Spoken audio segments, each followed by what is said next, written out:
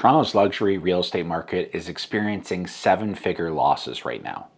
Homes are selling for millions under asking, luxury condos are getting hit hard and sitting for months, and we know that condo prices have already fallen 35% since the peak of 2022. So, if you're looking to buy or sell a property above $2 million in 2026, this video is going to give you the read on the market you will need. Sales activity for February is widely expected to fall close to 20% compared to last year as a whole for Toronto. And last year was already considered slow.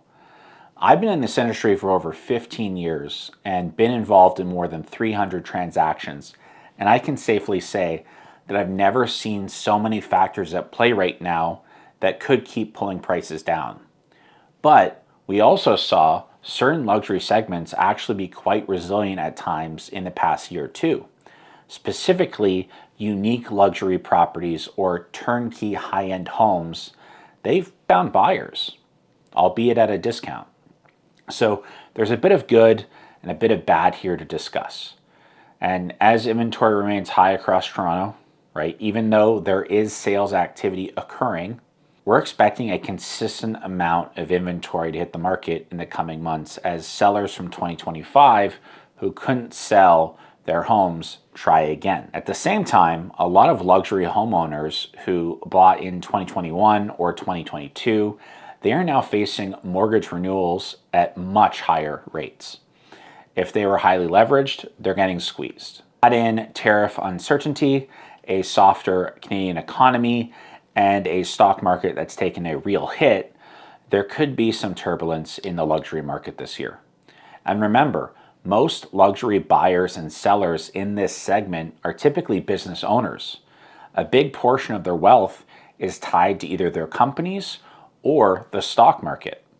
And many luxury homeowners might be feeling this squeeze. At the same time, we are seeing the luxury market still produce lots of sales north of $3 million. So what's actually happening in Toronto's luxury market? Is it collapsing? Is it recalibrating? Well, let's break it down. So first, let's talk about the big losses. There are properties in the luxury segment that were bought at peak pricing when everything felt unstoppable a few years ago.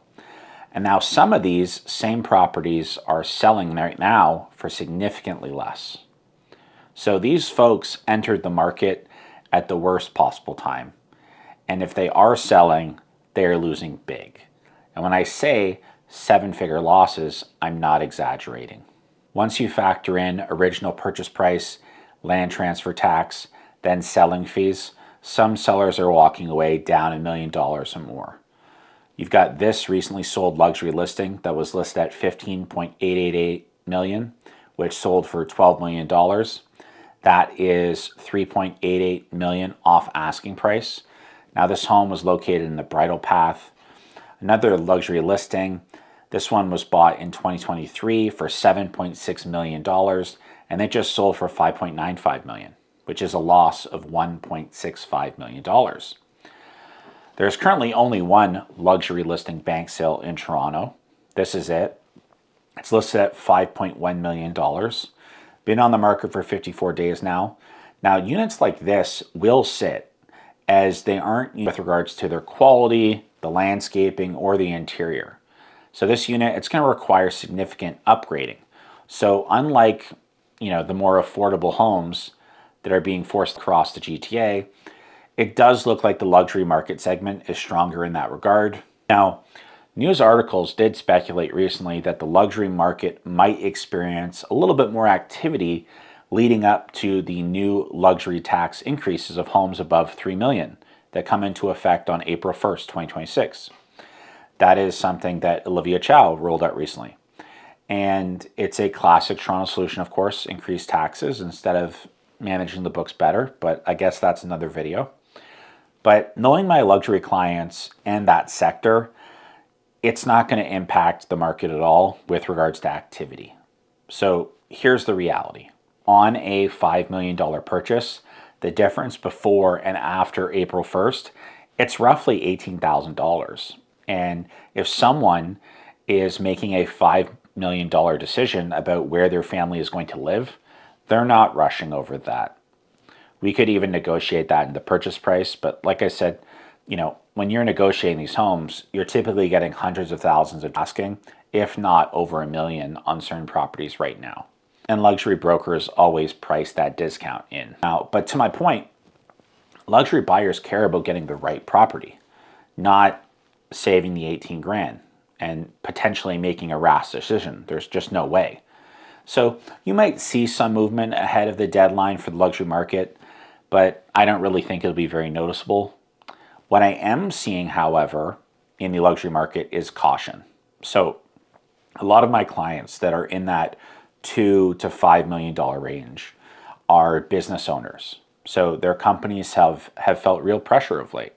The stock market has been volatile. Liquidity is tighter. So they're being very selective. In luxury, price isn't always the main driver. Neither is the market.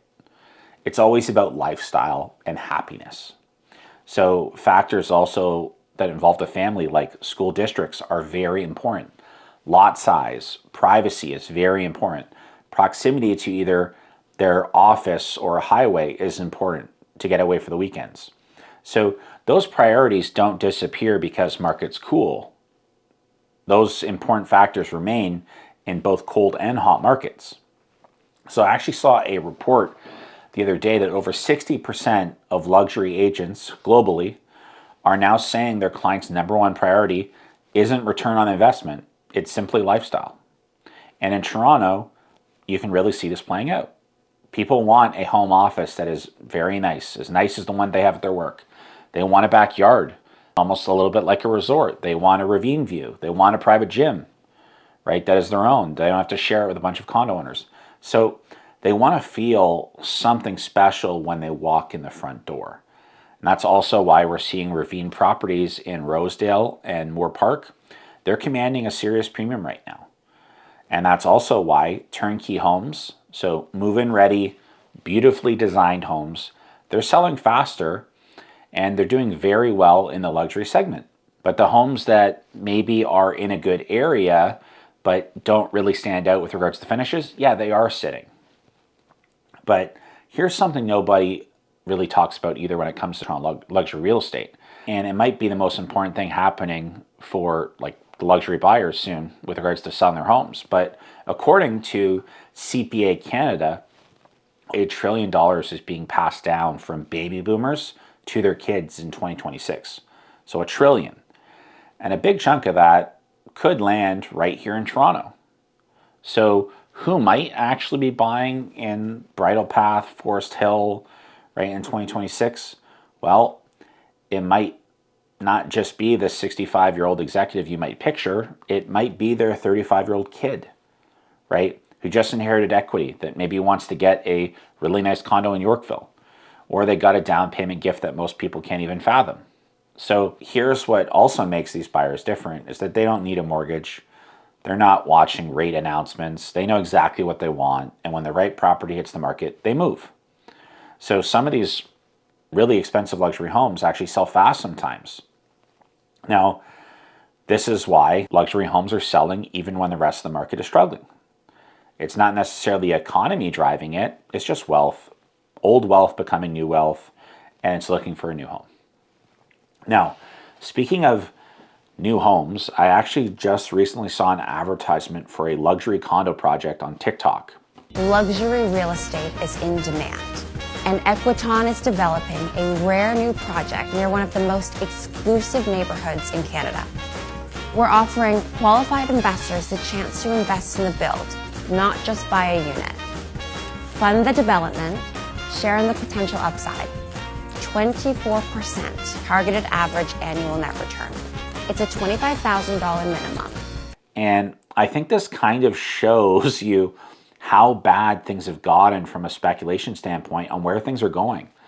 You have developers not even wanting to fund their own developments, and they're seeking out partners for as little as $25,000 investments, like literally targeting retail investors. So what does this show is that like a lot of developers aren't wanting to take much risk, and this necessarily give a ringing endorsement that this one project This one is going to be a strong investment, does it? So it tells me that the developer is wanting to build, but they're scared and they're trying to hedge. Now, when we talk of luxury areas, generally in Toronto, we focus on, the Bridle Path, Yorkville, Rosedale, Forest Hill, Lawrence Park. These areas that wealthy individuals target and are spending money to live there. And those areas are slow moving right now, but some of the most sought after areas right now, and I mean by this is, shorter days on the market to sell, homes selling over asking. It's not in, but it's just to the east. So in this map, these luxury areas circled, these are where you're going to have your most expensive homes. These other areas to the east, though, these are where things are trending the hottest right now. So we've got lots of competition here. Now these areas trade on average between 1.4 and 1.6 million, so they're a lot more affordable. You're just crossing the DVP essentially, but because of that, you're getting a big discount compared to Central Toronto. But these areas have great schools, they're extremely family oriented, good for safety, neighbors look out for each other. I like that area for professionals, young families, even for retirees. I've already met with a lot of individuals who plan to trade up into nicer areas and nicer homes where they can settle long term. I think this is going to be happening a lot. Many are seeing this market as an opportunity to secure their future lifestyle for their family or themselves. And it's because this sector isn't always necessarily prioritizing price, they're always prioritizing lifestyle and happiness. And so if an upgrade is available, they are open to it. If you're looking for a luxury property, you can personally connect with me through the link below, and I'd always be happy to help. As always, thanks for watching and take care.